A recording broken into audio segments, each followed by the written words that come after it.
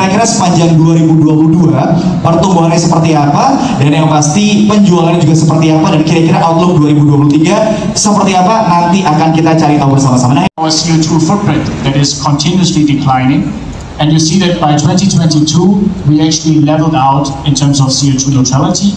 Now, as Pirmin mentioned, within home appliances, as with every other division, we are championing sustainability in the country.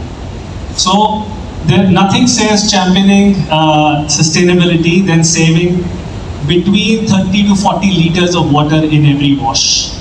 That is what you get when you buy a Bosch dishwasher. Yeah, invented for life is really part of our DNA in Bosch. So for us, Bosch Rexroth, we are focusing on industry. We also continuously doing innovation. Ya, tadi sebelum press conference ini sambil ngopi-ngopi, saya sempat ngobrol sama beberapa teman-teman media. Bapak Ibu ada yang tahu Hannover Messe barangkali ya? Hannover Messe itu adalah pameran, kalau boleh saya bilang pameran paling terkenal untuk industri di Jerman, di Hannover. Tahun ini cukup unik karena country partnernya itu Indonesia. Jadi ada perwakilan lengkap Kementerian Perindustrian Indonesia datang dan hadir di Hannover, dan Pak Jokowi juga ada di sana untuk memberikan opening speech. Ya. Nah, di pameran ini ada yang namanya Hermes Award. Apa itu Hermes Award? Itu adalah penghargaan untuk produk paling inovatif tahun itu di bidang industri. Ya, dan kami bisa dengan bangga bahwa Bosch 3 tahun terakhir selalu nominated. 2 kali kami menang, termasuk tahun ini. Ya. Dan itu cukup kebanggaan buat kami karena presiden kita juga di sana untuk menyaksikan gitu ya. Nah, now let's talk about the products. Ya, kami Bosch Rexroth di Indonesia, kita melayani portfolio customer yang cukup lebar, dari industri yang high precision, high speed, sampai ke industri yang lebih berat gitu ya, heavy machinery, high torque, high force, high power gitu ya. Untuk aplikasi-aplikasi yang lebih memerlukan daya lebih besar, kami punya teknologi hidrolik gitu ya. Nanti Bapak Ibu juga bisa lihat di teknologi corner kami. Untuk teknologi hidrolik saya highlight sedikit, kita selalu berinovasi tidak hanya dengan produk, tapi juga dengan services. Ya, di situ ada rekan-rekan saya dari tim engineering dan services. Di Indonesia kita punya lengkap timnya, jadi kita bisa membantu customer kita untuk lebih inovatif dan juga lebih sustainable. Misalnya dengan membantu mereka memperpanjang lifetime dari equipment mereka. Adalah salah satu contoh video analitik ya. Video analitik. Bagi Bosch Building Technology, CCTV atau kamera bukan hanya sebagai perangkat untuk memonitor keamanan saja, tetapi juga merupakan suatu sensing, fungsi sensing. Jadi dengan CCTV teknologi yang Bosch punya, kita bisa mengadop banyak teknologi analitik yang bisa menjadi sistem pengamanan yang lebih efektif lagi. Nah, untuk tahun ini, salah satu kekuatan Bosch yang akan kita luncurkan di CCTV teknologi ini adalah Intelligent Video Analytic Pro, kita menyebutnya. Jadi Intelligent Video Analytic Pro ini ada analitik baru yang kita tambahkan ke CCTV, ya, yang kita bisa akses, yang tentunya juga dilengkapi dengan remote management system. Jadi Bapak Ibu yang mungkin punya CCTV di rumah, ya, itu CCTV-nya bukan hanya bisa misalnya dilihat secara remote. Jadi kayak update softwarenya, manajemennya, aset manajemennya itu juga bisa dilakukan. Ya, jadi lewat Intelligent Video Analytic Pro ini, untuk tahun ini kita meluncurkan ketiga pangsa pasar. Pertama adalah Intelligent Video Analytic Pro Building Pack yang nanti banyak digunakan untuk indoor ya, untuk keperluan indoor ya, seperti commercial building, office building, retail atau shopping mall. Kemudian ada juga Intelligent Video Analytic Pro untuk perimeter. Jadi kalau critical industry seperti data center, mining, oil and gas yang butuh pengamanan perimeter, itu kita juga punya analitik yang khusus menggunakan kamera outdoor khusus untuk perimeter. Dan yang terakhir adalah Intelligent Video Analytic Pro untuk traffic system. Kita tahu Indonesia adalah salah satu negara pengguna kendaraan bermotor yang paling besar. kami di Power Tools, salah satu produk segmen yang mendorong pertumbuhan bisnis kita di Indonesia terutama itu adalah segmen untuk produk-produk cordless atau produk-produk Power Tools yang bertenaga baterai.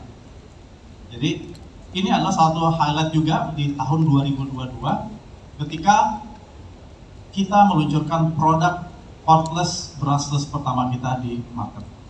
Jadi teknologi yang ditawarkan dengan brushless ini memberikan keunggulan dan kenyamanan buat penggunanya dalam hal bahwa runtime atau waktu pakai lebih panjang, kemudian juga akan mempermudah juga pekerjaan-pekerjaan bagi pengguna-pengguna profesional kami di market. Seperti yang diinformasikan oleh Pak Firmin tadi di awal, itu Mobility Solution juga akan memperkenalkan produk-produk yang inovatif. Jadi kenapa sih kita harus berinovasi? Karena trennya berubah. Jadi di perkotaan seperti di Jakarta kita lihat bahwa sekarang trennya semua orang fokus dan concern sama lingkungan. Lalu mintanya yang low emission. Nah, Bosch itu menjawab tantangan tersebut dengan meluncurkan produk-produk yang mendukung ramah lingkungan dan low emission tadi. Di sini saya sebagai perwakilan dari Mobility akan perkenalkan dua produk barunya Bosch, teknologinya yang terkait dengan kendaraan listrik atau electrification di Indonesia. Ya, yang pertama namanya e-Axle. Mungkin rekan-rekan yang kemarin ketemu saya juga di Formula E sudah tahu. Jadi untuk mobil listrik kita punya e-Axle namanya. E-Axle itu gabungan antara tiga fungsi. Yang pertama adalah motor listrik, yang kedua power elektronik, yang ketiga gearbox. Jadi satu housing sudah berisi lengkap tiga-tiganya. Kasarnya sih sebenarnya ya ada komponen lain, misalnya braking, tapi secara umum dia dipasang ke kedudukan di ruang mesin, sambung ke as, sambung ke baterai dalam kurang lebih seperti itu. Mau bentuknya kayak gimana? Ada beberapa hal yang perlu dipertimbangkan dalam industri mobil listrik. Yang pertama tentu harus menyeimbangkan antara performance dan jarak. Ini berkaitan erat dengan berat mobilnya, lalu berkaitan juga dengan ruang instalasi. Nah, e-Axle dari kami nanti mungkin bisa dilihat di sebelah kanan belakang. Itu ukurannya kecil, compact, sehingga bisa masuk ke dalam ruang mesin yang kecil. Kita lihat mobil-mobil listrik sekarang mengarah ke mobil yang kecil. Jadi itu juga keuntungan untuk menggunakan e-Axle. Baik untuk teknologi sekarang dan juga teknologi masa depan. Baik itu berkendara dengan combustion engine maupun untuk electrification ke depannya. Ya. Untuk solusi berkendara dan solusi kenyamanan berkendara yang lebih baik bagi para pengemudinya maupun juga untuk lingkungan di sekitarnya.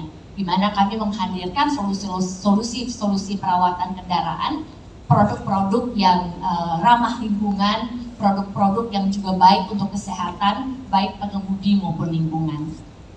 Nah, salah satu produk yang kami luncurkan 2 tahun yang lalu saat pandemik adalah cabin filter atau kita kenal dengan filter AC. Ya.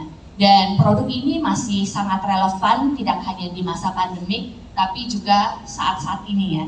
Kayaknya di beberapa hari terakhir kalau kita baca berita atau mungkin di sosial media teman-teman atau WA group, ya, tingkat polusi Jakarta ini lagi tinggi-tingginya di beberapa hari terakhir. Atau mungkin teman-teman semua kita juga mengalami, kita mau aktivitas keluar ruangan pagi-pagi, wah Jakarta berkabut banget gitu ya. Oh ternyata polusi memang lagi tinggi-tingginya, ya, di ambang yang cukup berbahaya bahkan. Oleh karena itu disarankan bahkan kita pun untuk beraktivitas di luar ruangan tetap disarankan untuk menggunakan masker.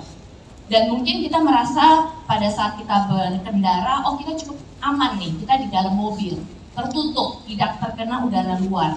Tapi jangan salah, pada saat udara masuk lewat AC dan tidak difilter dengan baik, gitu ya, tidak difilter dengan baik, polusi atau tingkat polusi di dalam kendaraan itu bahkan jauh lebih berbahaya di luar kendaraan. Penelitian menyebutkan bisa 15 kali lebih berbahaya. Oleh karena itu, filter untuk kabin filter atau filter AC kita kenal adalah komponen yang sangat penting dan seringnya kita abaikan untuk kita ganti secara periodik. Kita ingat ganti filter oli saat servis oli, gitu ya. Tapi filter AC kadang-kadang kita lupa untuk kita ganti secara rutin. Dan kami rekomendasikan juga tiap 10.000 untuk ganti filter kabin.